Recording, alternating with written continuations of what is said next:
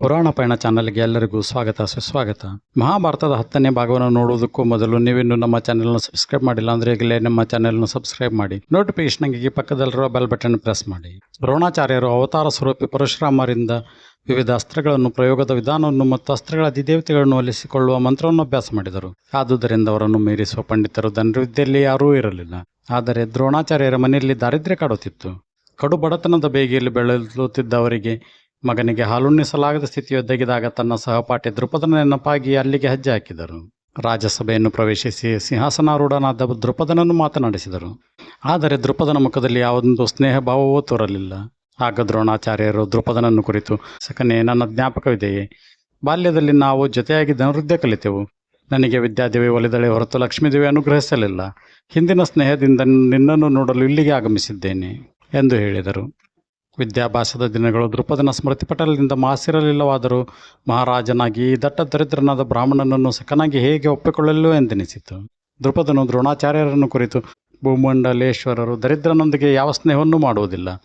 ಯಾವುದೋ ಒಂದು ಕಾಲದಲ್ಲಿ ನಾವು ಅಲ್ಪ ಸ್ವಲ್ಪ ಸಮಯ ಜೊತೆಯಲ್ಲಿದ್ದಿರಬಹುದು. ಅದರಿಂದಾಗಿ ಜೀವಮಾನವಿಡೀ ಸ್ನೇಹಿತರಾಗಬೇಕಾಗಿಲ್ಲ.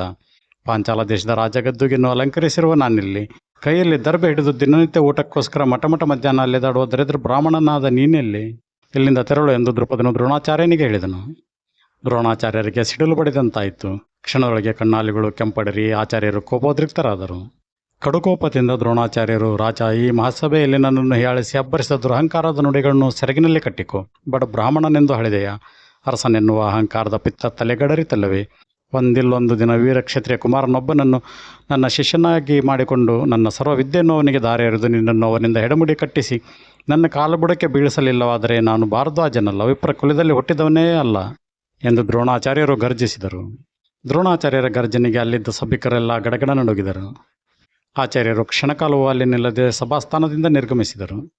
ಒಳಗೊಳಗೆ ಭಯವಾದರೂ ರಾಜ ದ್ರುಪದನು ಸಭೆಯ ಮುಂದೆ ಮುಗುಳ್ನೆಗೆ ಬೇರೆ ಸಿಂಹಾಸನದಲ್ಲಿ ಕುಳಿತುಕೊಂಡನು. ದ್ರೋಣಾಚಾರ್ಯರು ತನ್ನ ಭಾವಮೈದುನರಾದ ಕೃಪಾಚಾರ್ಯರಲ್ಲಿಗೆ ಬಂದರು. ಕೆಲ ದಿನಗಳು ಕಳೆದವು. ಕುಮಾರನಾದ ಅಶ್ವತ್ಥಾಮನು ಹಗಲು ಹೊತ್ತಿನಲ್ಲಿ ಪಾಂಡವ ಕೌರವರು ಆಡುತ್ತಿದ್ದ ಬಯಲಿಗೆ ಹೋಗಿ ಅವರೊಂದಿಗೆ ಬೆರೆತು ಧನುರ್ವಿದ್ಯೆಯನ್ನು ಕಲಿಸಿಕೊಡುತ್ತಿದ್ದನು. ದ್ರೋಣಾಚಾರ್ಯರು ಅಲ್ಲಿಗೆ ಬಂದ ವಿಚಾರ ಗೌಪ್ಯವಾಗಿತ್ತು. ಒಂದು ದಿನ ರಾಜಕುಮಾರರು ಬಯಲಿನಲ್ಲಿ ಚಿನ್ನಿಕೋಲನ ಆಟವಾಡುತ್ತಿದ್ದರು. ರಭಸದಿಂದ ಹೊಡೆಯಲ್ಪಟ್ಟ ಚಿನ್ನಿ ಹತ್ತಿರದ ಹಾಳು ಬಾವಿಗೆ ಬಿತ್ತು. ಯಾರು ಬಾವಿಯಿಂದ ತೆಗೆಯುವುದು, ಹೇಗೆ ತೆಗೆಯುವುದೆನ್ನುವುದು ಎಲ್ಲರಲ್ಲಿಯೂ ಪ್ರಶ್ನೆಯಾಗಿ ಉಳಿಯಿತು. ಆ ಸಮಯಕ್ಕೆ ಸರಿಯಾಗಿ ದ್ರೋಣಾಚಾರ್ಯರು ಅಲ್ಲಿಗೆ ಬಂದರು. ದ್ರೋಣಾಚಾರ್ಯರು ಕೈಯಲ್ಲಿರುವ ಮುಷ್ಟಿ ದರ್ಬೆಯಿಂದ ಒಂದನ್ನು ಕಿತ್ತು ಶಿರವಾಗಿ ಪರಿವರ್ತಿಸಿ ಒಂದರ ಹಿಂದೆ ಇನ್ನೊಂದು ಬಾಣವನ್ನು ಹೂಡಿ ಆಳದ ಬಾವಿಯಲ್ಲಿ ಬಿದ್ದಿರುವ ಚಿನ್ನಿಯನ್ನು ಮೇಲೆ ತರಿಸಿದರು. ಅದು ಸಾಲದುದಕ್ಕೆ ತನ್ನ ಹಸ್ತದಲ್ಲಿರುವ ಸ್ವರ್ಣದ ಉಂಗುರವನ್ನು ಬಾವಿಗಿಸಿದ್ದು ಅಸ್ತ್ರ ಮುಖ್ಯನಾದನ್ನು ಹೊರತೆಗೆದರು. ಪರಮಾಶ್ಚರ್ಯ ಭರಿತರಾದ ಕೋರರು ವಿಪ್ರೋತ್ತಮರನ್ನು ಬಿಳಬಳನೆ ನೋಡುತ್ತಾ ಪಿತಾಮಹ ಭೀಷ್ಮನಲ್ಲಿಗೆ ಓಡಿ ಆ ಮಹಾಪಂಡಿತರನ್ನು ಆಮಂತ್ರಿಸಿ ಗುರುಗಳನ್ನಾಗಿ ಮಾಡಲು ಹಠ ಹಿಡಿದರು. ಭೀಷ್ಮರು ಅವರನ್ನು ಕರೆಸಿಕೊಂಡು ಪರಿಚಯವನ್ನು ಅಪೇಕ್ಷಿಸಿದರು. ಆಗ ದ್ರೋಣಾಚಾರ್ಯರು ತಮ್ಮ ಪರಿಚಯವನ್ನು ಹೇಳಿಕೊಳ್ಳುತ್ತಾ, ನಾನು ಲೋಕಪ್ರಖ್ಯಾತರಾದ ಭಾರದ್ವಾಜರ ಪುತ್ರ ದ್ರೋಣಾಚಾರ್ಯನಾಗಿದ್ದೇನೆ. ಭಗವಾನ್ ಪರಶುರಾಮರ ಶಿಷ್ಯ. ಬಡತನದ ಬೇಗೆ ನನ್ನನ್ನು ಕಾಡುತ್ತಿದೆ. ದರಿದ್ರ ದೇವತೆಯ ಕಾಟಕ್ಕೆ ಬಲಿಯಾದ ನನಗೆ ಒಂದಿಷ್ಟು ಆಕಣ್ಣ ಹಾಲನ್ನು ಪುತ್ರನಿಗೆ ಕೊಡುವ ಯೋಗ್ಯತೆ ಇಲ್ಲ. ಬದುಕಲು ಆಶ್ರಯವನ್ನು ಪಡೆಯುವ ದೃಷ್ಟಿಯಿಂದ ನನ್ನ ಸಹಪಾಠಿಯಾಗಿದ್ದ ದ್ರುಪದ ಮಹಾರಾಜನಲ್ಲಿಗೆ ಹೋದರೂ ನನ್ನನ್ನು ಬಿಟ್ಟಿರಲಾರದ ಆ ಭೂಪತಿಯನ್ನು ಸಂದರ್ಶಿಸಿದಾಗ ಹೀನಾಯವಾದ ಮಾತುಗಳನ್ನಾಡಿದನು. ಅವನು ಬೈದು ಹಂಗಿಸಿದಾಗ ಅವಮಾನಿತನಾಗಿ ಅರೆಗಳಿಗೆಯೂ ನಿಲ್ಲದೆ ಆ ರಾಜ್ಯದಿಂದ ಹೊರಟು ಬಂದೆ. ಅವನ ದುರಹಂಕಾರವನ್ನು ಮುರಿದು ಮೆರೆಯುವ ಪ್ರತಿಜ್ಞೆಯನ್ನು ಹೊತ್ತು ಊರೂರು ಸುತ್ತಾಡುತ್ತಿದ್ದೇನೆ. ಅರ್ಧ ಹೊಟ್ಟೆಯಿಂದ ಬಳಲುವ ಮಡದಿ ಮತ್ತು ಮಗುವನ್ನು ಒಮ್ಮೊಮ್ಮೆ ನೋಡುವಾಗ ಮನಸ್ಸಿನಲ್ಲಿ ತಡೆಯಲಾರದೆ ಖೇದವಾಗುತ್ತಿದೆ. ಬದುಕಲು ಬೇಕಾದಷ್ಟು ಸಂಪಾದನೆಯನ್ನು ಮಾಡಲಾಗದ ಈ ಪಾಂಡಿತ್ಯಕ್ಕೆ ಬೆಲೆ ಏನು ಎಂದು ದ್ರೋಣರು ಹೇಳಿದರು. ಭೀಷ್ಮರಿಗೆ ಹೃದಯದಲ್ಲಿ ಅನುಕಂಪ ಮೂಡಿತು. ಪವಿತ್ರವಾದ ವಿದ್ಯೆಯ ಆಗರದಂತಿರುವ ಈ ವಿದ್ಯಾನಿಧಿಗೆ ರಾಜಾಶ್ರಯ ಕೊಡಲೇಬೇಕು. ಮೇಲಾಗಿ ನಮ್ಮ ವೀರಕುಮಾರರು ಇವರಂತಹ ಗುರುಗಳನ್ನು ಪಡೆಯುವುದು ಒಂದು ಸೌಭಾಗ್ಯವೇ ಸರಿ ಎಂದು ನಿಶ್ಚಯಿಸಿ ಕರಗಳನ್ನು ಜೋಡಿಸಿ ದ್ರೋಣಾಚಾರ್ಯರಲ್ಲಿ ಅರಿಕೆ ಮಾಡಿಕೊಂಡರು. ಮಹಾಪಂಡಿತರೇ, ದೈವ ಒಲಿದು ನಿಮ್ಮನ್ನು ನಮ್ಮ ಸನಿಹಕ್ಕೆ ಕಳುಹಿಸಿದಂತಿದೆ.